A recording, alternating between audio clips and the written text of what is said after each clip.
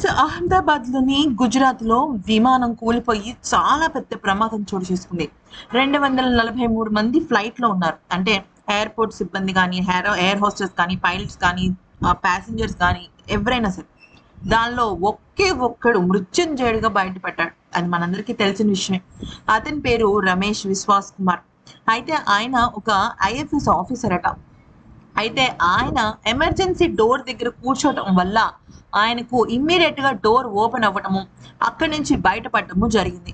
So ఆయనకది చాలా అదృష్టంగా మారిందనమాట. ఎందుకంటే అంత పెద్ద పెను ప్రమాదం నుంచి ఈయన ఒక్కడే బయటపడ్డాడు అంటే అసలు అది ఎంత పెద్ద గొప్ప విషయమో, ఎంత మృత్యుంజయుడిగా మారాడో ఆయన అనేది మాటల్లో చెప్పలే. మొత్తం ఇప్పుడు ప్రపంచం అంతా కూడా ఈయన గురించి చెప్పుకుంటారు.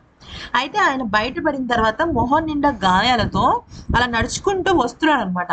సార్ మీరు అంటే నేను ఆ ఫ్లైట్ నుంచి బయటపడ్డాను అంటే మొహం ఒక కాలు చెయ్యి కొంచెం ఫ్రాక్చర్స్ అవి అయ్యాయి, కుంటుతూ నడుచుకుంటూ వెళ్తున్నాడు అనమాట అంబులెన్స్ దగ్గరికి. నన్ను బ్రతికించండి అని చెప్పేసి. అయితే అప్పుడు ఆయన్ని కొంతమంది మీడియా మిత్రులు అడిగితే ఆయన ఏమన్నాడంటే ఒక 2-3 మాటలు చెప్పాడు అనమాట. ఆయన ఏమన్నాడంటే, నా కనురెప్ప పాటలో ఈ ప్రమాదం జరిగిపోయింది. అయితే టేక్ ఆఫ్ అయిన కొన్ని సెకండ్లకే ఇది జరిగిపోయింది. కాకపోతే నేను ఎమర్జెన్సీ ఎగ్జిట్ పక్కన ఉండటం వల్ల నాకు అది ఓపెన్ అవ్వటం, నేను బయటపడటం జరిగింది. ఇంతకన్నా నేను ఏం చెప్పలేను, అసలు సడన్ గా అయిపోయింది ఇదంతా అని చెప్పేసి ఆయన మాట్లాడాడు. అయితే ఆయన ఇప్పుడు ప్రస్తుతం కోలుకున్నాడండి. చిన్న చిన్న గాయాలు అయితే అయ్యాయి. చిన్న చిన్న అంటే అది తీవ్రమైన గాయాలు అయినప్పటికీ కూడా ఇంత పెద్ద పెను ప్రమాదంలో అది చిన్న గాయాలనే చెప్పుకోవాలి మనం.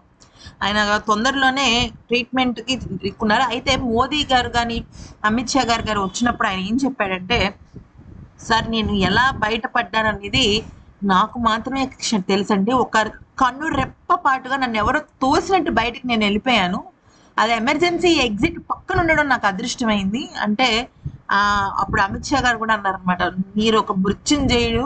మిమ్మల్ని మేమెంతో కాపాడుకోవాలి. మీరు మాకు ఎంతో బలాన్నిచ్చారు. అంటే ఇంతమంది క్షతగాత్రుల మధ్య ఆయన ఒక్కడే బ్రతికి బట్టగట్టాడంటే అది చాలా గొప్ప విషయం కదా!